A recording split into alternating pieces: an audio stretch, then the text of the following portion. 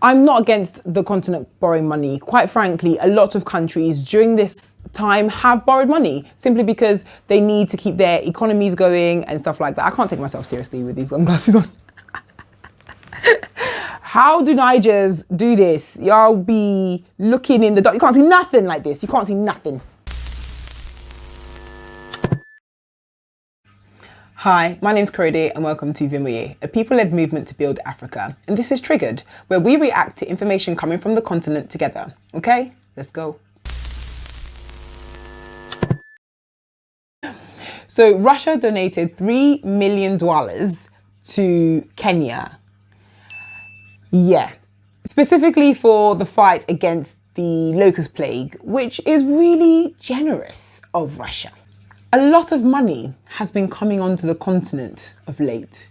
A lot of money. During this COVID-19 time, many countries who also are in their own tight situation, who are also spending a lot of money on their own fight against COVID-19, have dug really deep into their pockets to find money for many African countries, which is lovely. I'm just very aware that there's no such thing as a free lunch.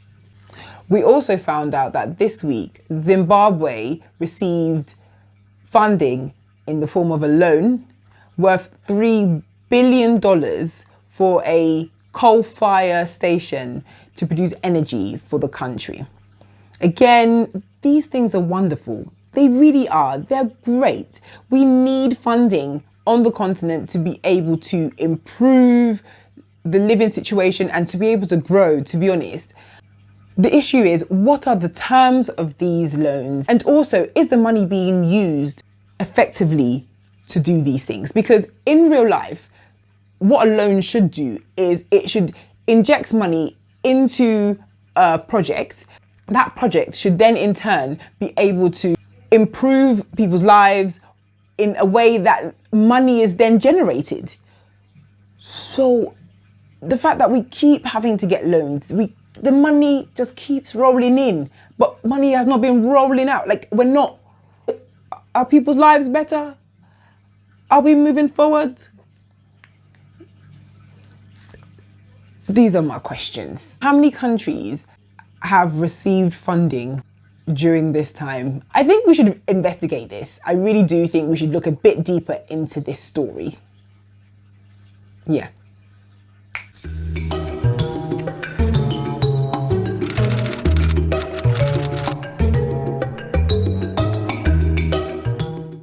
I'm not gonna lie to you, it's looking a bit dicey. So, you're gonna see a list of countries that have received money during this COVID-19 season, or 2020 in general. Just 2020. This isn't our first time borrowing either. So, yeah, when you see a country, clap for them. Clap for them, give it to them. Well done, sir. Even just Zanku for them, because I don't really know what else we can say. I can't even be mad at the fact that we're borrowing, because a lot of countries are borrowing right now. It is not surprising that during a crisis that you need extra money to be injected into your economy or into your country. The issue is, did we come to the table with the same bargaining power as the others? Did we come without having to sell our future? Because if we default on any of these loans, we've seen what has happened to other countries. It's not pretty. It's not. As the generation who will one day inherit these problems, these promises, these things that have been sold on our behalf, I think that we have a right to know what was on the table. Because if we are trying to build a continent, we need to know what we're building with. It also means that when we try and talk to other countries about how they treat our citizens, so in the case of China, when we have said that their treatment of black people has not been acceptable, how are they going to take us seriously? Because you say, don't do that, and then tomorrow you're like, but the thing is, yeah, we kind of need a 1-2 billion, a 1-2 billion, please. Who's taking you seriously? You cannot be making demands when you don't have the same bargaining power as the other people on the table. And you certainly don't have the same bargaining power as the lender. It just isn't how borrowing works. Yeah, as you can't see. Let me know what you guys think about the topic of borrowing money for the future and for the continent. Senegal is doing what most countries can't, testing everyone, symptoms or not, entering a health center for the novel coronavirus. It has no shortage of testing kit thanks to this lab at the Institut Pasteur. Researchers are developing a $1 quick diagnostic kit, originally made to test for dengue fever, like a pregnancy test, explains researcher Amadou Sall. There is no need for a highly equipped lab. It's a simple test that can be done anywhere. The idea is to rapidly produce 2 to 4 million kits, not just for us, but for African countries, so that we can detect and isolate patients quickly. The sick are administered a cheap anti-malarial drug called chloroquine, commonly found in sub-Saharan Africa where malaria is endemic.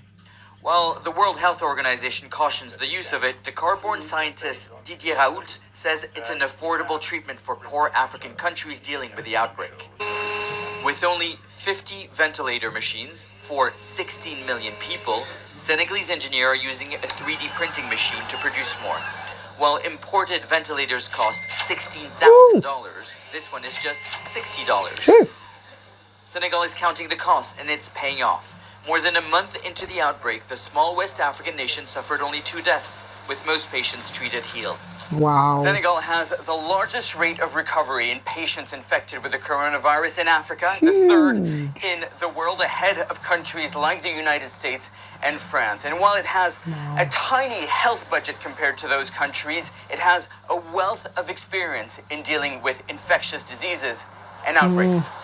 Scientific modeling predicted tens of thousands of infections and hundreds of deaths. But this has not happened. Early detection and African-led research means Senegal is so far beating the odds.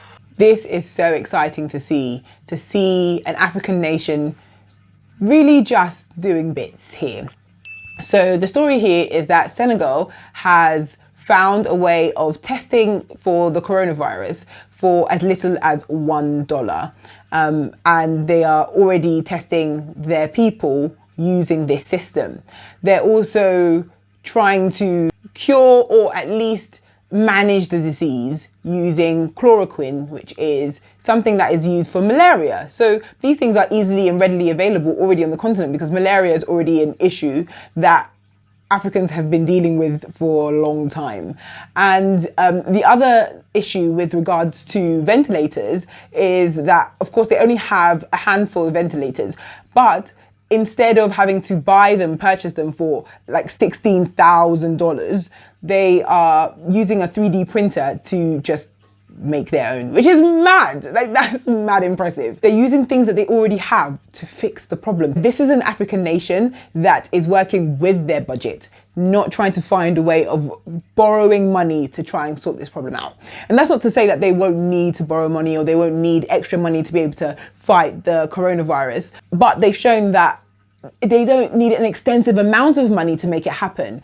Meanwhile, we've seen that across the continent, a lot of money has been put into the fight for COVID in many other African nations. But what Senegal is showing us here is that that isn't necessary. We might not actually need to borrow and create problems for ourselves in the future by essentially having to take bad deals in a time of crisis. So Senegal is a fantastic example of how Africa can deal with the coronavirus within our means, sticking with what we've got, working with what we have, and actually we could potentially do a better job than all the other countries as well. We've seen that Senegal is at the top, essentially top 3. Crazy compared to the money being spent by all the other countries. For them to be in the top 3, mad. Everyone needs to come and sit down and take notes. Yeah, Senegal needs to start giving out lessons. Like, y'all need to just do 1-2, just a cheeky 1-2 web seminar. That's it. Like,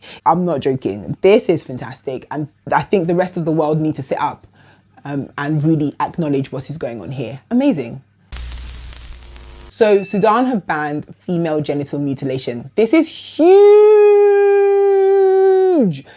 I don't know if I've stressed that enough. This is huge. This is huge. This is a practice that is found in many countries around the world, but it is quite prevalent on the continent.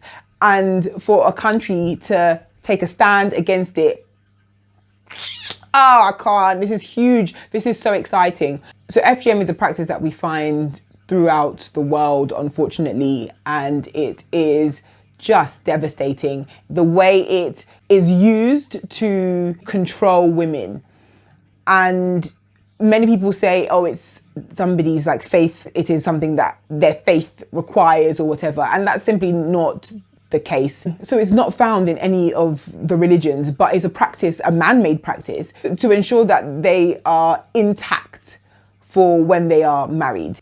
It's altered and devastated lives, and frankly, it is something that we don't talk about enough, and we need to really, really focus on how, as a continent, we could eradicate this. It just shouldn't still be something that we're dealing with. So for Sudan to decide that they're going to ban it is huge.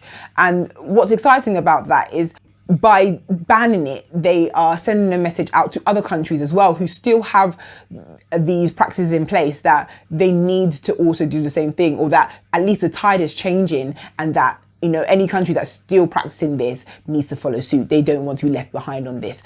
Honestly, it is so exciting to see that the tide is turning, that people are changing. They're seeing that this practice isn't something that we need. It's not beneficial to women, and that when women flourish, society flourishes. Madagascar President Andry Rajoelina has officially launched a medicine he believes can prevent and cure patients suffering from COVID-19. Developed by the Madagascar Institute of Applied Research and branded COVID Organics, President Rajoelina presented the so-called remedy to the press on Monday. It contains artemisia, a plant cultivated on the Big Island to fight against malaria. President Rajoelina said Monday that it had cured 2 COVID-19 cases. Other clinical studies are currently underway. Rajoelina's claims come amid scientific opinion that no cure for COVID-19 exists, and that any experimental formula should be rigorously tested to see if it is safe and effective. So the story here is that Madagascar have claimed that they have found a cure for COVID-19. So that's exciting, if it is in fact true.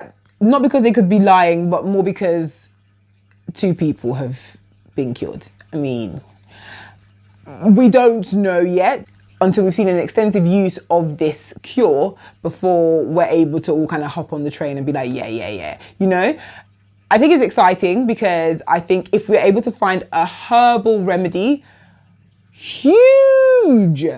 Interestingly enough, none of the big media outlets are carrying this story, possibly because they just think it's just unfounded claims, because they aren't willing to back a herbal remedy, which is common on the continent. Finding herbal remedies for things is not a new practice, but other parts of the world, particularly the West, just aren't a fan of it. They're used to drugs and artificial remedies, so it would be difficult for them to get behind something that they can't scientifically prove works.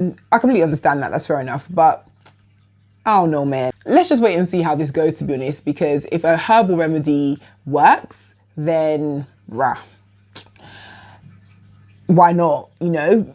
Why not go the natural route if it is possible? That's it from me today. Please do let me know what you thought about the topics we covered in this episode. And if you can't wait all the way to next week to find out what's going on the continent, please follow us on Instagram, where we keep you guys posted. And make sure you subscribe so you don't miss out on any other episodes. Stay safe and see you again next week. Bye.